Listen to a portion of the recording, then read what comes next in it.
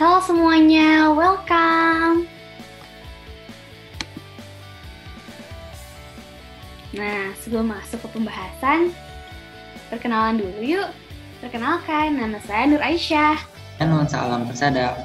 Saya Rifka Noviani. Saya Muhammad Dafal Farizi. Langsung aja deh. Jadi hari ini kita bakal membahas mengenai lingkungan dan budaya perusahaan dari perspektif Islam. Langsung aja yuk. Konsep lingkungan dan budaya perusahaan dalam perspektif Islam itu ada 11 bagian. Yang pertama ada dimension omnipotent or simbolik. Yang kedua ada bagaimana lingkungan eksternal pada suatu organisasi, lingkungan umum, general environment, budaya perusahaan, prinsip budaya perusahaan dalam Islam, bentuk budaya organisasi, konsep organisasi dalam Islam, bagaimana isu-isu budaya organisasi terkini, model budaya organisasi dalam Islam, budaya organisasi dengan perspektif Islam, dan yang terakhir konsep lingkungan dalam Islam. Selanjutnya, the manager, omnipotent or symbolic. Bagaimana sih cara melihat apakah manajer itu sebagai pemegang kuasa atau hanya sebagai simbolis? Kita bisa lihat dari ciri-ciri, itu ada 3 ciri-cirinya. Pertama, yaitu manajer bertanggung jawab langsung atas keberhasilan organisasi atau kegagalan. Dan yang kedua, kualitas organisasi ditentukan oleh kualitasnya manajer. Lalu yang ketiga, manajer dimintai pertanggungjawaban untuk kinerja organisasi.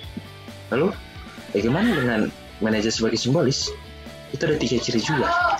Yaitu yang pertama, sebagian besar keberhasilan atau kegagalan organisasi disebabkan oleh faktor eksternal yang di luar kendali manajer. Lalu, yang kedua, kemampuan manajer untuk mempengaruhi hasil biasa dipengaruhi oleh faktor eksternal. Lalu yang ketiga, manajer melambangkan kontrol dan pengaruh melalui tindakan mereka. Konsep lingkungan dalam Islam. Bagi seorang muslim, lingkungan layaknya manusia merupakan bagian dari ciptaan Allah SWT. Terdapat 2 peran lingkungan, yaitu yang pertama adalah beribadah kepada Allah dan yang kedua melayani manajer, yaitu manusia itu sendiri. Islam mempertimbangkan bahwa hubungan manajer dengan lingkungan adalah suatu hal yang vital dan esensial. Manajer sebagai manusia yang diberikan Allah potensi untuk mengelola lingkungan. Karena dalam Islam sendiri semua hal telah diciptakan dengan suatu tujuan seimbang dan terukur. Lalu selanjutnya, bagaimana lingkungan eksternal pada suatu organisasi? Lingkungan eksternal itu sangat berpengaruh besar pada perilaku maupun kinerja suatu organisasi. Pengaruh lingkungan ini seringkali di luar kontrol manajer seperti yang disampaikan sebelumnya. Lalu lingkungan eksternal ini sendiri sebenarnya terbagi 2, yaitu lingkungan umum dan lingkungan tugas. Lingkungan umum itu dibagi lagi menjadi 4, yaitu ada teknologi, sosial budaya, ekonomi, hukum, dan politik. Selanjutnya kita akan masuk mengenai apa itu budaya perusahaan. Budaya perusahaan adalah sesuatu yang dianut seperti nilai, prinsip, maupun cara kerja yang sudah menjadi kebiasaan, sehingga budaya perusahaan ini akan mampu menjadi pemberi dampak terhadap perilaku anggota dalam sebuah perusahaan atau organisasi. Selanjutnya, bagaimana budaya dalam perusahaan dengan perspektif Islam. Ada 4 poin yang akan menjadi pembeda antara budaya dengan perspektif Islam dan budaya perusahaan pada umumnya. Yang pertama itu adalah ada poin tauhid, kedua persaudaraan Islami, yang ketiga perilaku sosial Islam, dan yang terakhir adalah keahlian atau profesionalitas. Lalu apa saja sih yang menjadi kekuatan atau kelemahan dengan adanya sebuah budaya? Kelebihan pertama yaitu meningkatkan komitmen organisasi, yang kedua meningkatkan konsistensi dan perilaku karyawan. Nah, untuk kelemahannya sendiri, yang pertama ada hambatan terhadap perubahan, hambatan terhadap keanekaragaman, dan hambatan terhadap merger atau penggabungan dan akuisisi, yaitu pengambil alih. Tentulah, budaya perusahaan ini tetap bersumber pada Al-Quran. Nah, yuk sama-sama kita dengarkan Quran Surah An-Nisa ayat ke-71 yang akan membahas mengenai budaya perusahaan dalam perspektif Islam. Bismillahirrahmanirrahim. Ya ayyuhalladzina amanu khudhu hidrakum fanfiru thubatin aw infiru jami'a. Yang artinya, wahai orang-orang yang beriman, bersiap-siagalah kamu dan majulah ke medan pertempuran secara berkelompok atau majulah bersama-sama. Nah, selanjutnya mengenai prinsip budaya perusahaan dalam perspektif Islam. Ada banyak nih teman-teman, dan Rifka mengambil prinsip ini dari Syekh Utsman. Nah, ada 17, tapi akan ada 5 yang menjadi pokok utama yang akan Rifka bahas.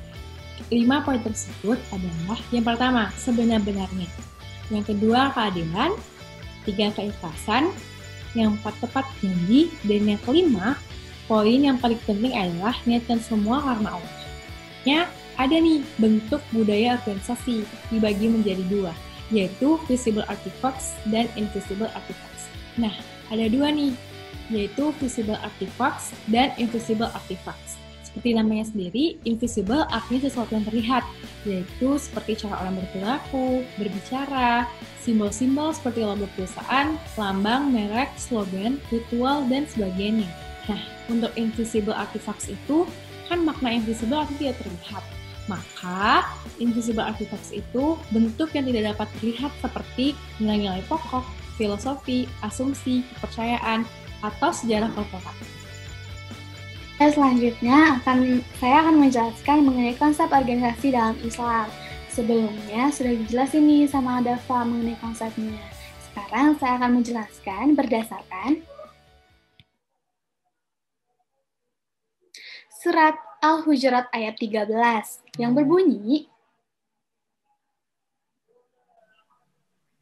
Bismillahirrahmanirrahim. يا أيها الناس إنا خلقناكم من ذكر وأنثى وجعلناكم شعوبا وقبائل لتعارفوا إن أكرمكم عند الله أتقاكم إن الله عليم خبير. Yang artinya, hai manusia, sesungguhnya kami menciptakan kamu dari seorang laki-laki dan seorang perempuan, dan menjadikan kamu berbangsa-bangsa dan bersuku-suku, supaya kamu saling kenal mengenal. Sesungguhnya, orang yang paling mulia di antara kamu di sisi Allah, ialah orang yang paling takwa di antara kamu. Sesungguhnya Allah Maha Mengetahui, lagi Maha Mengenal.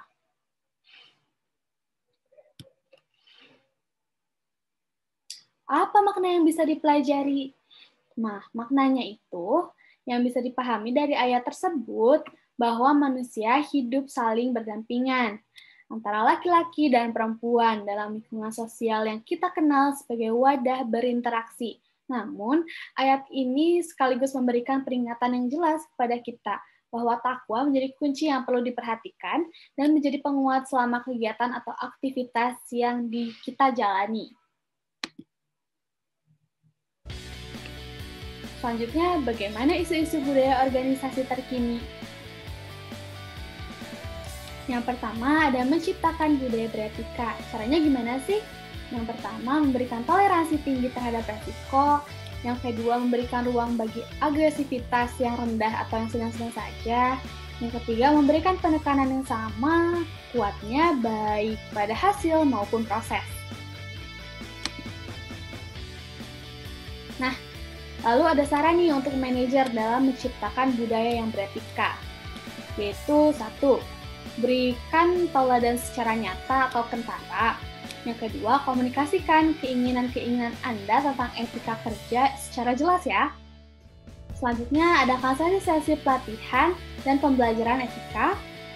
Yang keempat, ada berikan imbalan bagi tindakan-tindakan yang etis, serta hukuman bagi tindakan-tindakan yang tidak etis tentunya.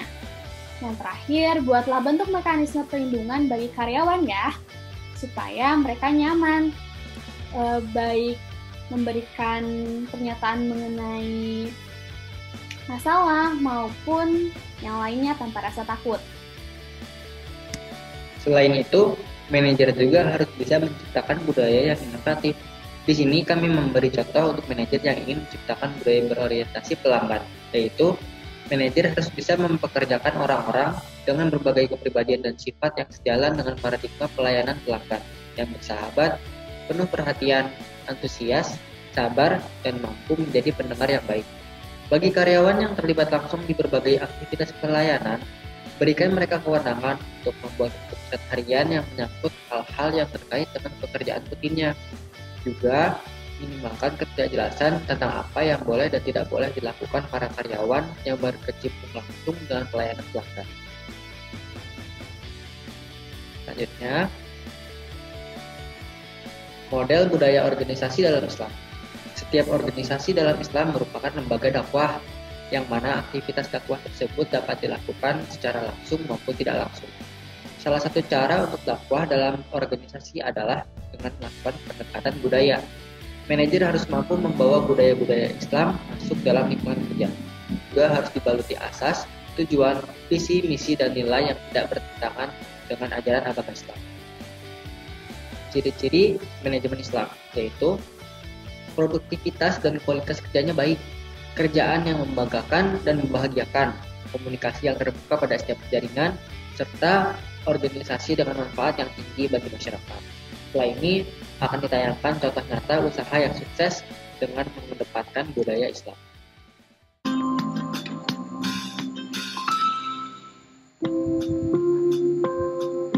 Alhamdulillah seiring waktu, lambat laun kesabaran dan ketekunanku mulai membuahkan hasil. Warung kecil yang tadinya hanya membutuhkan 5 ekor ayam, mulai berkembang hingga membutuhkan 80 ekor ayam sehari dan semakin berkembang.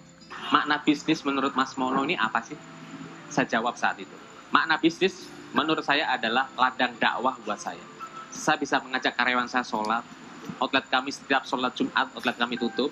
Kami juga memberikan makan gratis buat yang puasa Senin dan Kamis setiap cabang kami. Kami juga ada program sedekah omset, 100% omset kami sedekahkan setiap tanggal 27 April. Dan kita juga ada khataman Quran, kita juga ada santunan, dan kita juga ada buka bersama, dan kita juga ada program umroh gratis buat karyawan. Dan itu program spiritual company tersebutlah akhirnya banyak menginspirasi, termasuk absennya dengan sholat duha, menginspirasi banyak pebisnis muda, dan ini banyak diikutin oleh banyak orang. Dan alhamdulillah, insya Allah saya juga dapat pahalanya. Alhamdulillah, penjelasannya sudah dijelasin semua nih teman-teman. Semoga bermanfaat ya buat teman-teman semua. Dadah!